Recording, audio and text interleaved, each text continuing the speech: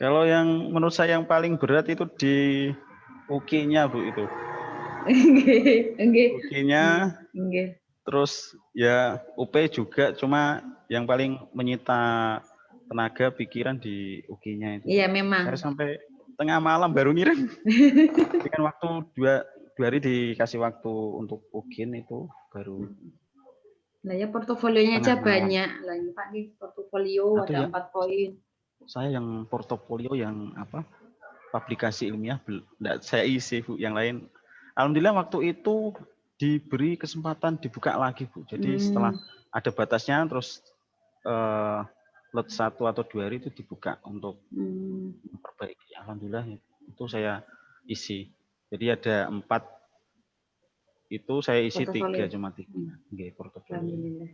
Malah teman saya itu malahan cuma upload itu Pak portfolio hanya sertifikat, tapi ya alhamdulillah beruntung itu saja, maksudnya ya lulus-lulus aja selama UP-nya lulus.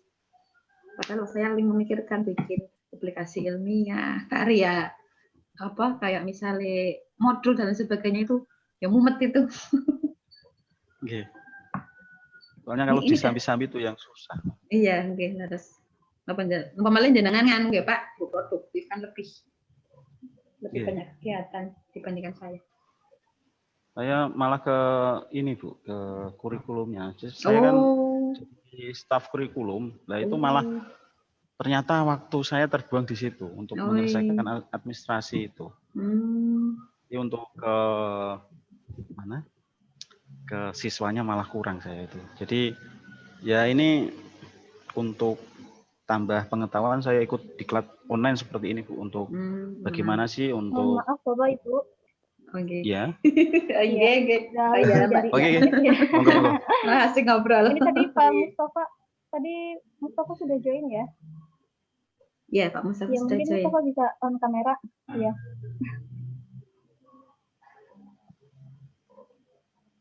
Pak Mustafa bisa diaktifkan kameranya?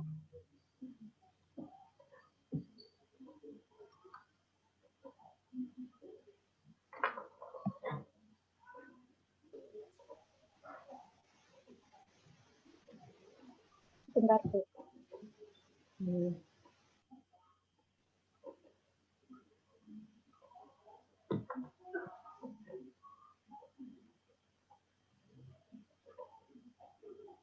Bu Haryati sudah ada di room belum ya ini ya? Belum masuk Bu Haryati, Yannya belum masuk sepertinya. Tapi nggak apa-apa kalau misalkan mulai nanti bisa menyusul.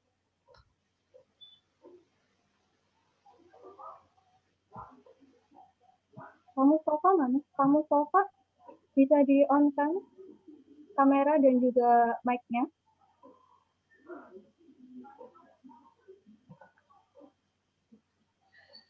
Mic-nya belum ada ya? Ini Mustafa mic-nya nggak ada.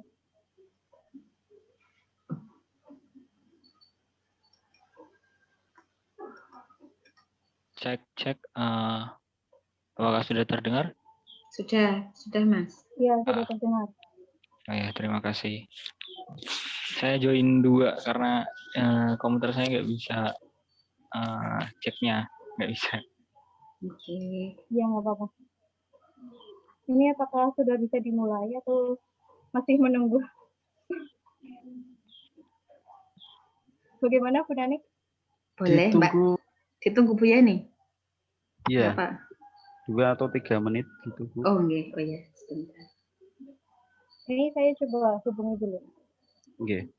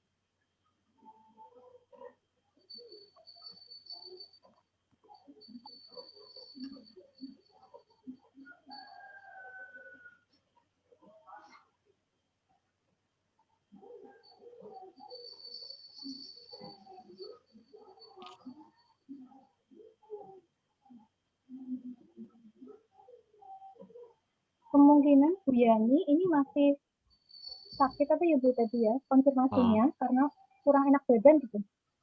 Oke Bu, Apa tidak apa-apa. Iya. kalau misalnya beliau sedang sakit, bisa kita mulai Bu.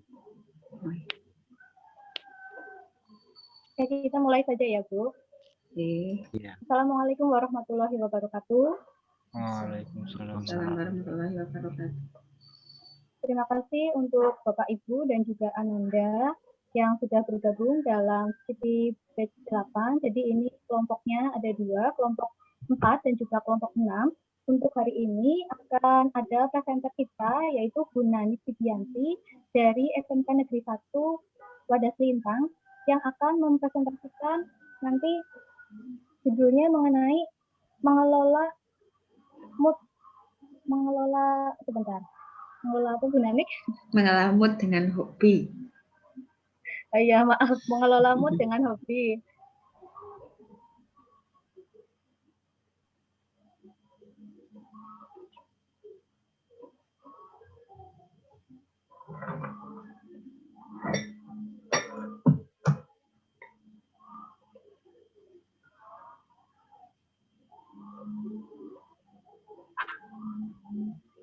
Maaf untuk koneksinya tadi terputus. Iya. Iya. Ya saya lanjutkan. Untuk yang pertama nanti akan ada presenter kita dinamik yaitu kelola dengan topik mengelola mood dengan hobi.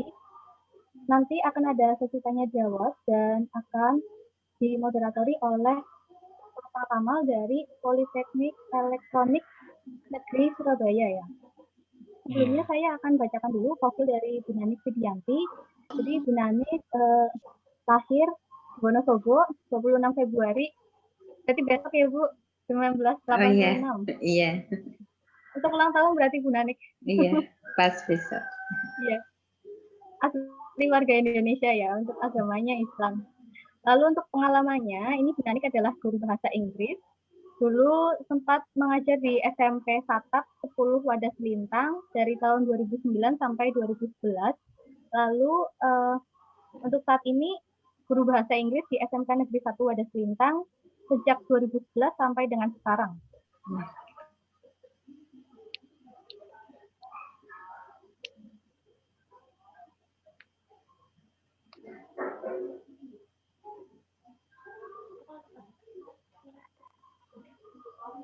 Untuk pendidikannya, Bu Nanik adalah lulusan dari UAD Yogyakarta tahun 2004 sampai 2008. Dan dari apa ini? Ada IPK-nya disebutkan Bu dengan IPK 3,58 kumlot ya Bu. Iya.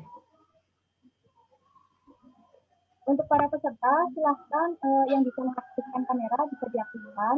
Kemudian untuk mikrofonnya bisa di-mute-kan selama presenter nanti melakukan pembahasan materi. Setelah ini saya akan serahkan kepada moderator Mustafa Kamal sebagai moderator, dipersilakan. Baik, terima kasih. Assalamualaikum warahmatullahi wabarakatuh.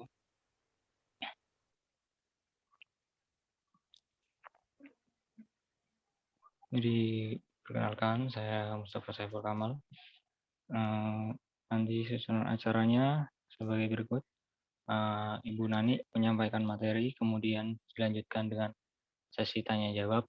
Setelah sesi tanya jawab, nanti akan dibagikan link presensi. Setelah itu penutupan oleh presenter, kemudian akan saya serahkan kembali kepada host.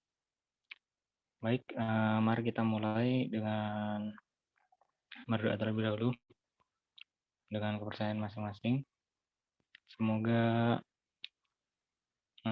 acara ini bisa berjalan dengan lancar dan sesuai dengan apa yang diharapkan. Berdoa dimulai.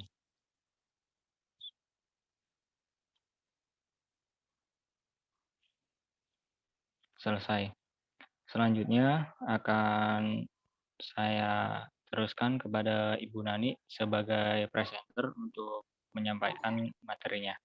Silahkan Bu Nani. Iya, Assalamualaikum warahmatullahi wabarakatuh. Sebelumnya saya ingin mengucapkan terima kasih kepada Ibu Haryati Ningsih selaku instruktur dari kelompok VCT Batch 8 Grup 8 kelompok 4 ini. Tak lupa pula saya ucapkan terima kasih kepada host dan moderator yang membantu dalam proses berjalannya webinar kali ini. Dan tak lupa pula saya juga mengucapkan terima kasih yang setulus-tulusnya kepada para partisipan, Bapak, Ibu Guru, dan Ananda Hebat yang telah menyempatkan waktunya untuk bergabung dalam webinar kali ini. Baiklah Bapak Ibu dan Ananda Hebat yang saya hormati, pada kesempatan kali ini saya ingin mengangkat tema yaitu mengelola mood dengan hobi. Mengapa saya mengangkat tema tersebut? Hal ini dikarenakan mood itu sangat berpengaruh sekali terhadap perilaku kita dan bahkan kesehatan kita. Nah, bagaimana bisa? Oke, baiklah. Nanti saya akan menyampaikan melalui PPT saya. Namun sebelumnya apabila nanti ada kekurangan atau hal yang mungkin dirasa Bapak, Ibu, atau Ananda Hebat ini kurang pas, bisa nanti membantu saya untuk melengkapi kekurangan dari saya. Oke, saya mulai saja untuk presentasi materi saya.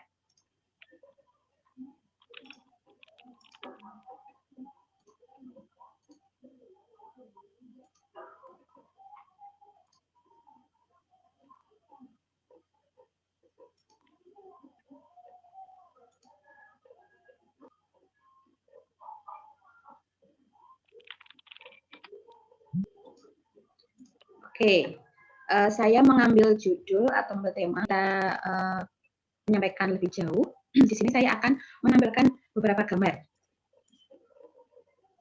Coba perhatikan di sini kita melihat ada sebuah gambar wanita yang sedang memegang wajahnya, kemudian mengeluarkan air mata.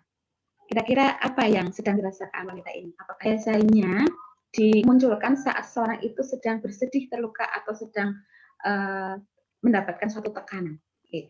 Yang kedua, di sini ada seorang laki-laki yang duduk, kemudian menundukkan wajahnya. Kalau laki-laki biasanya itu jarang menangis. Pikiran, seorang laki-laki biasanya akan menunjukkan gestur seperti ini.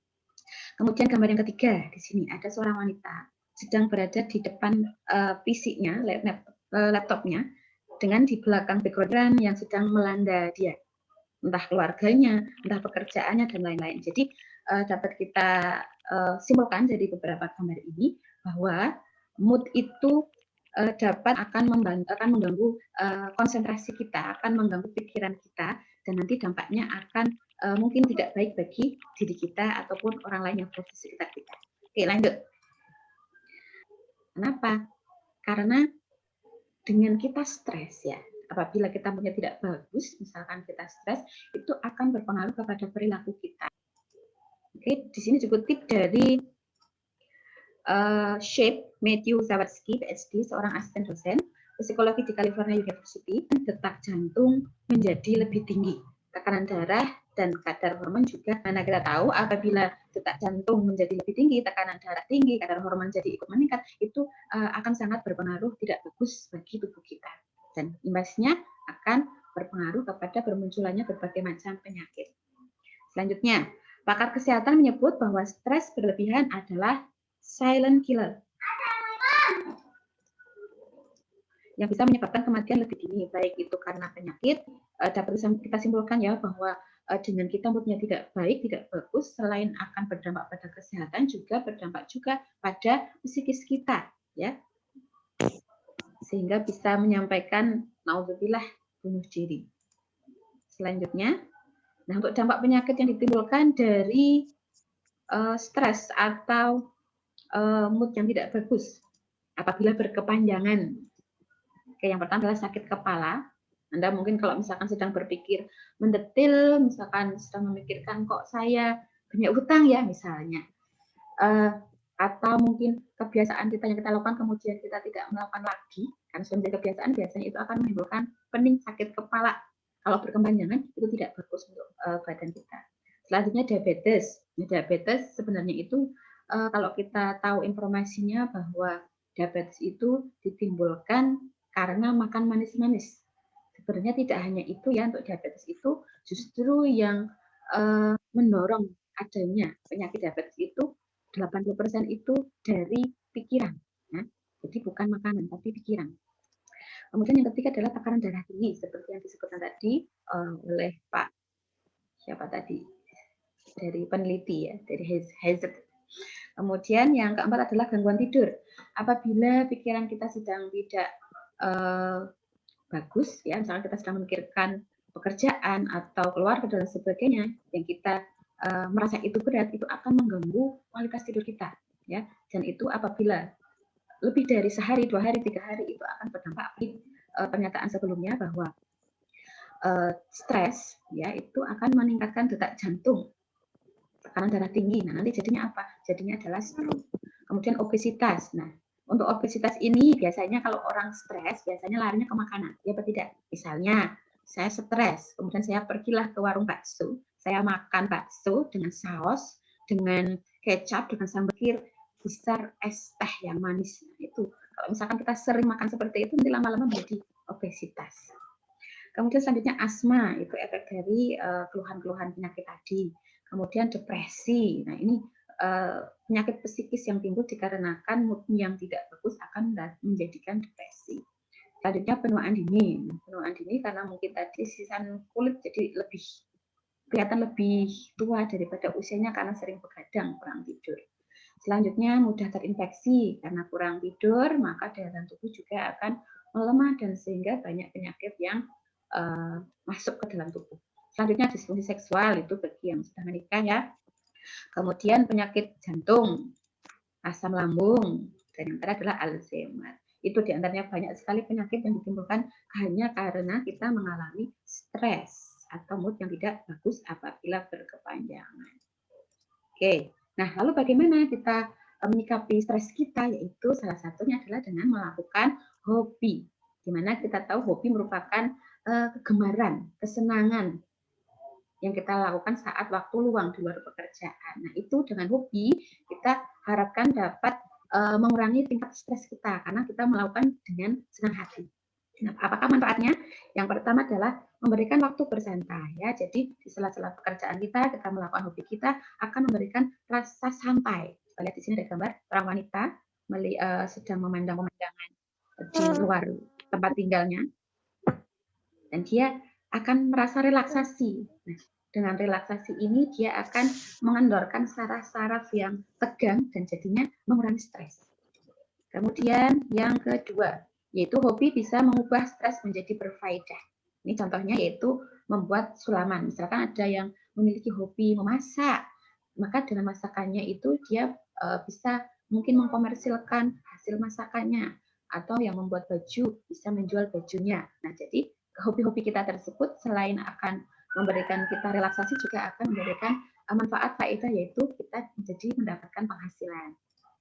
Kemudian selanjutnya yaitu memberikan waktu bersosialisasi. Bagaimana bisa? Nah, misalnya kita memiliki hobi jogging, bersepeda, atau mungkin berbelanja yang kita memungkinkan untuk bertemu dengan orang lain. Nah, itu akan memberikan kita waktu bersosialisasi. Nah, di mana dengan kita bersosialisasi ini, dengan kita berkomunikasi dengan orang lain, kita akan merasa bahwa kita memiliki kerabat yang bisa kita sharekan. Meskipun yang kita share itu belum tentu masalah kita, tapi paling tidak dengan kita berkomunikasi dengan orang lain itu akan mengurangi tingkat kestresan kita.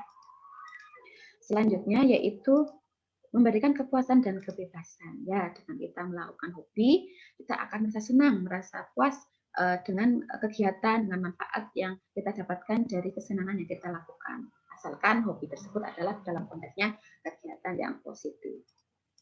Oke, di antara hobi, ya, di antara hobi yang membuat kita menjadi senang, jadi rileks, ternyata hobi-hobi kita.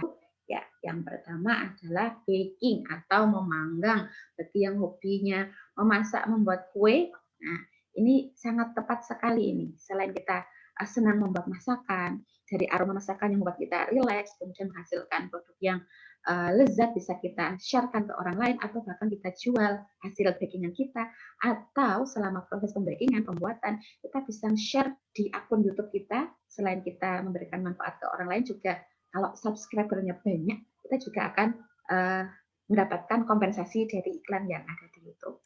Oke, kemudian yang kedua adalah fotografi. Nah, fotografi bagi yang suka foto-foto, walaupun di smartphone saja, itu bisa kita menghasilkan gambar fotografi yang bagus, yang ciamik, yang misalnya kita nanti ada orang lain yang menghendaki jasa kita untuk memfoto, nah kita bisa ya mengkomersilkan menjadi jasa foto studio, ataupun ya dengan kita meng-share ke misalnya kalau di kalau di internet itu namanya apa ya? Yang suka share-share buat foto-foto. Nah, kurang lebih itulah. Oke, kemudian yang ketiga, hobi menulis. Menulis, ada yang suka menulis mungkin di sini ya. Nah, dengan menulis kita bisa mengeluarkan ekspresi yang ada di dalam benak kita, pikiran kita. Kemudian kalau misalkan tanya-tanya manfaat bisa kita sharekan ke orang lain. Kemudian bisa kita membuatnya menjadi buku, atau kita bisa membuat cerpen, atau juga kita bisa menulis dalam bentuk weblog dan lain sebagainya yang itu tidak hanya bermanfaat untuk diri kita, juga bermanfaat bagi orang lain. Selanjutnya menggambar. Ini sama seperti menulis ya, menggambar. Nah, menggambar juga merupakan hobi yang menyenangkan. Apabila ada orang yang suka dengan gambar kita, tidak ada salahnya apabila kita menjual jasa, ya, menjual jasa dari kemampuan menggambar kita untuk menggambar yang diinginkan oleh orang lain, dan kita sah-sah saja menerima kompensasi dari itu jika kita mau. Kemudian yang kelima adalah menjaga hewan. Nah, menjaga hewan kalau istilahnya di tempat saya itu bahasa Jawanya itu angon. Nah, kita bisa angon atau merawat hewan meskipun tidak bisa atau belum mampu memiliki hewan tersebut, kayak kambing, sapi, atau mungkin hewan lainnya yang memiliki nilai yang tinggi. Nah, kita kalau di desa itu nggak mesti harus punya, tapi nanti dalam perawatannya nanti kita dapat memiliki hak separuh dari hasil hewan yang kita rawat. Nah, itu dapat menghasilkan uang. Dan yang keenam, belanja. Loh, kok bisa belanja bisa menghasilkan uang? Bisa. Nah, untuk belanja ini misalnya sekarang kan marak penggunaan gadget ya, misalkan kita sedang shopping ke mall mana yang di desa nggak ada, nah Anda bisa pasang di status WA Anda, misalnya menerima just tip, saya sedang di sini, silakan wapri saya atau lain sebagainya, atau barang-barang yang sudah kita belanjakan kita belum mau buat apa, nah bisa kita jual kembali itu. Nah, itu belanja yang bisa menghasilkan uang. Selanjutnya adalah fitness. Nah, sekarang karena pandemi ya, nah banyak yang tadinya nggak suka pergi ke gym, suka pergi ke gym. Nah, ini bisa kita manfaatkan bagi kita yang mungkin biasa olahraga dan badan kita mungkin sudah bagus, kita bisa mencoba menjadi instruktur. Nah, itu bisa menghasilkan uang. Dan yang kedelapan adalah bermain musik. Ini ya. Mohon maaf, saya interupsi. Saya ingatkan, ini waktunya sudah mau selesai. Apakah materinya sudah masih banyak atau bisa dipercepat?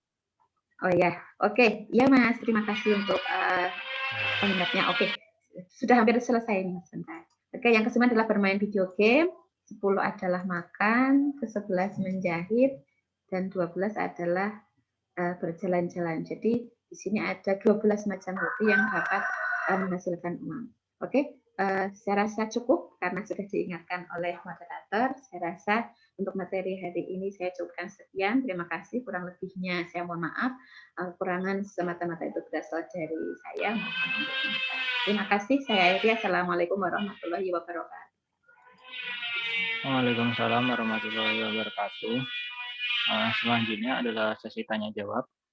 Saya kasih waktu 5 menit untuk peserta yang ingin menanyakan beberapa hal tentang bagaimana mengelola mood dengan hobi. Nah, silakan para peserta bisa angkat tangan atau bisa langsung tulis di kolom chat. Silakan jika ada yang mau bertanya. Oh iya, Alia Sofia, monggo silakan. Bisa ditulis di kolom chat. Ya, audio langsung nggak apa-apa. Oke. Saya ingin bertanya kepada Bu Nani, apakah kalau stres itu bisa menyebabkan jerawat gitu?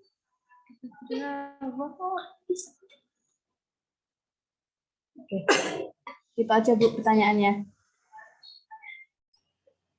Langsung saya jawab, Mas Mustafa. Iya, monggo silakan langsung dijawab.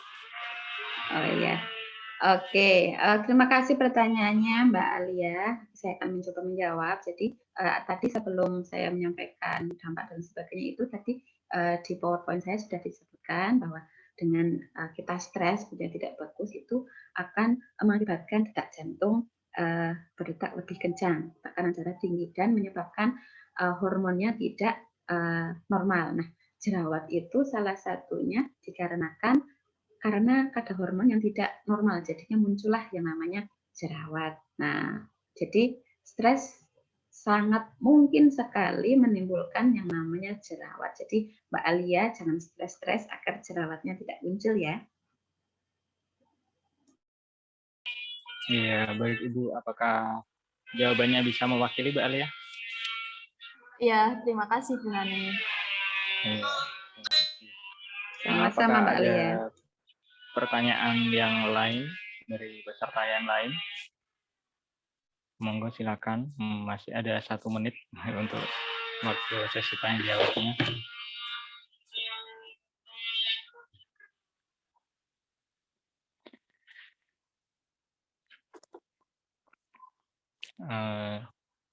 Sepertinya tidak ada lagi ya.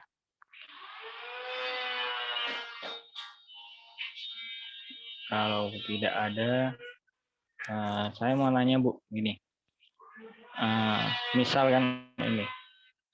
Misalkan seseorang itu kan ada orang yang benar-benar malas. Bagaimana sih caranya supaya bisa punya hobi gitu loh?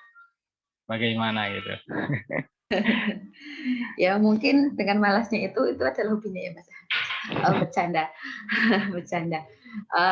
Mungkin apa ya dengan kita bergabung kepada komunitas, kalau nggak komunitas yo dengan teman yang memiliki apa namanya hal yang positif untuk dilakukan, nah bisa kita berteman atau bergabung pada komunitas tersebut sehingga kita dapat apa ya kayak ada pengaruh baik ya, pengaruh baik. Biasanya kalau misalkan lingkungan kita baik maka akan baiklah kita. Itu kan ada pernyataan demikian. Nah, maka dari itu agar mohon maaf tadi rasa malasnya itu mungkin bisa hilang, nah kita bergabung kepada komunitas yang positif. Jadi nanti karena kita komunitasnya itu melakukan satu hal yang positif, maka rasa malas kita nanti lambat laun akan harapannya terkikis.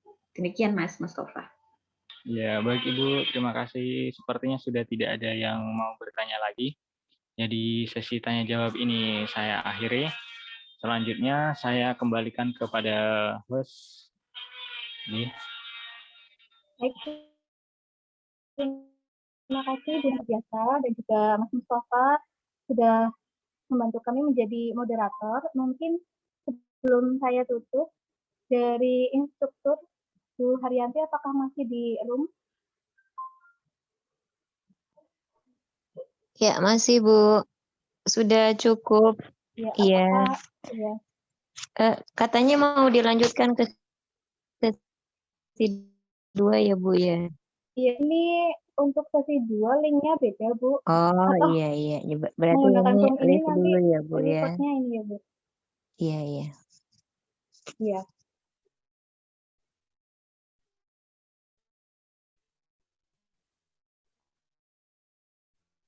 Mungkin? Iya. Baik, kalau sudah cukup, saya selaku host dalam room kali ini, terima kasih pada Bapak Ibu dan juga Ananda Hebat yang sudah bergabung dalam materi kami. Untuk setelah ini masih ada lagi materi yang akan dibahas dari kelompok kami. Jadi mungkin setelah ini kami akan share link yang baru, jadi bukan di link ini. Untuk setelah ini kami akan akhiri di link ini. Terima kasih semuanya. Wassalamualaikum warahmatullahi wabarakatuh. Waalaikumsalam Waalaikumsalam warahmatullahi wabarakatuh. Warahmatullahi wabarakatuh.